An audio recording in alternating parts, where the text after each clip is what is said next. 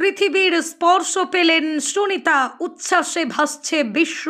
শেষ হলো দীর্ঘ 9 মাসের অপেক্ষা। মহাকাশ থেকেই ফিরলেন ভারতীয় বংশোদ্ভূত সুনিতা উইলিয়ামস।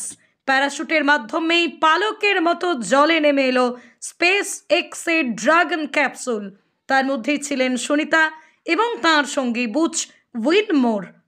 কিন্তু সব উদ্বিগ্নতা কাটিয়ে, সব বাধা অতিক্রম করে বাড়ি ফিরলেন সুনিতারা।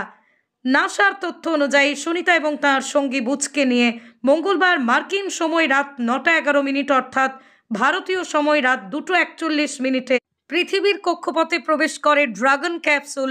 এরপরই ধীরে ধীরে পৃথিবীর দিকে নেমে আসে ক্যাপসুলটি।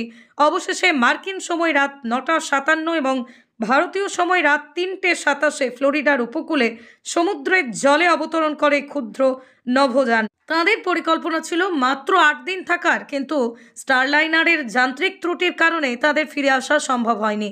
নাসা ঝুঁকি না নিয়ে সেই মহাকাশযানটি খালি অবস্থায় পৃথিবীতে ফিরিয়ে আনে এবং সুনিতাদের ISS-এ রাখার সিদ্ধান্ত নেওয়া হয়। এরপর তাঁদের ফিরিয়ে আনতে গত শনিবার ভোর 4:33 আমেরিকার নাসার কেনেডি স্পেস সেন্টার থেকে সফলভাবে উৎক্ষেপণ হয় ক্রিউ 10-এর ফ্যালকন 9 রকেট। মহাকাশে নিয়ে যায় ড্রাগন মহাকাশযানকে। এই 4 মহাকাশচারী থেকে গেলেন সেখানে, ফিরলেন সুনিতারা। এই প্রজেক্টের সঙ্গে যুক্ত সবাইকে শুভেচ্ছা জানালেন কেন্দ্রীয় মন্ত্রী রাজনাথ সিং। পৃথিবীতে ফেরার পর সুনিতা উইলিয়ামস এবং তাঁর সঙ্গী বুচ উইলমোরের শারীরিক অবস্থার কিছুটা অবক্ষয় হয়েছে ঠিকই, কিন্তু তাঁরা সুস্থ রয়েছেন বলেই জানা গিয়েছে। মহাকাশে বিভিন্ন শারীরবৃত্তীয় পরিবর্তন হয়। ফেরার পরে বাধ্যতামূলকভাবে স্বাস্থ্য পরীক্ষা করতেই হবে। নাসার কমার্শিয়াল ক্রিউ প্রোগ্রামের ম্যানেজার স্টিভ স্টিচ জানিয়েছিলেন, অ্যাস্ট্রোনটদের নিয়ে যাওয়া হয়েছে নাসার রিহ্যাব সেন্টারে। তাঁদের মাথা ফুলেছে আগের তুলনায়, পাও খানিক সরু হয়েছে, সকলেরই স্বাস্থ্য খুব ভালো রয়েছে।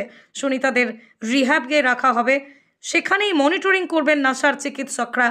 বুধবার ভারতীয় সময় ভোর 3:27 ফ্লোরিডার গালফ অফ মেক্সিকোয় সফলভাবে অবতরণ করে ইলন মাস্কের সংস্থা স্পেস এক্সের মহাকাশযান ড্রাগন।